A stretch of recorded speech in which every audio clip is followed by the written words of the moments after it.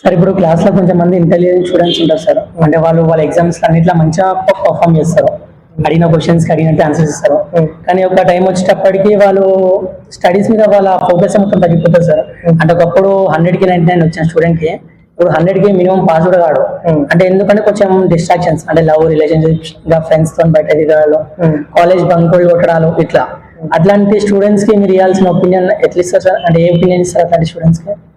అంటే నార్మలీ అక్కడ ప్రాబ్లం ఏంటంటే ఆ ఏజ్ లో ఎంజాయ్మెంట్ చేయాలనిపిస్తుంది. ఎంజాయ్మెంట్ లైక్ బయట తిరగడం, అది నార్మల్ హార్మోన్ ప్రాబ్లం. అది అంటే వాళ్ళ ప్రాబ్లం కాదు, వాళ్ళ బాడీలో ఉన్న హార్మోన్స్ ప్రాబ్లం.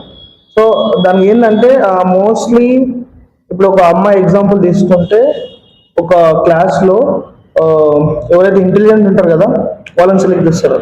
ఎందుకంటే ఆ అమ్మాయిలు అంటే అబ్బాయిలు ఎప్పుడైనా సరే అందమైన అమ్మాయిని సెలెక్ట్ చేస్తారు. అమ్మాయిలు మాత్రం వాళ్ళ ప్రిఫరెన్స్ చేంజ్ అవుతుంటుంది. లైక్ వాళ్ళు స్టూడెంట్ ఉన్నప్పుడు వాళ్ళు ఏం చేస్తారంటే ఎవరైతే హ్యాండ్సమ్ గా కాకుండా ఎవరైతే బాగా చదువుతారో వాళ్ళని సెలెక్ట్ చేస్తారు. వాళ్ళని ఎందుకు సెలెక్ట్ చేస్తారు అంటే ఫ్యూచర్ లో వాడు మంచిగా జాబ్ చేస్తారు, మంచిగా రిచ్ అయిపోతాడు, అంతే, అక్కడ ఏం లేదు. నెక్స్ట్ వాడు ఎప్పుడైతే future like 10 years back 15 years back అయిపోయిన తర్వాత ఇప్పుడు వాళ్ళ హ్యాండ్సమ్ చూడరు. ఇప్పుడు ఎవరైతే డబ్బులు ఉన్నాయో వాళ్ళని సెలెక్ట్ చేస్తారు. ఇప్పుడు ప్రాబ్లం ఏంటంటే ఇది బాయ్స్ ఏ రోజైతే ఇది అర్థమవుతుందో ఆ రోజు నుంచి వాళ్ళు ఇవన్నీ పక్కకు పెట్టి పైసలు సంపాదించి పోతారు. పైసలు సంపాదించాలంటే చదవాలి, అర్థమైందా? సో డిస్ట్రాక్షన్ కావాలంటే ఇది అర్థం కావాలి. లైక్ స్కూల్ కాలేజ్ ఉన్నప్పుడు బ్యూటీ, హ్యాండ్సమ్ ఉన్నారా లేరా, ఎవరు చదువుతారో అది చూస్తారు. దాని తర్వాత డబ్బులు చూస్తారు.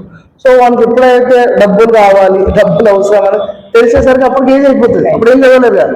సో ఇది ఎప్పుడైతే ఇంటర్ పిల్లలు, ఎవరైతే డిగ్రీ పిల్లలు ఉన్నారో వాళ్ళకి ఇప్పుడు ఇది అర్థం చేసుకుంటే బాగుంటుంది.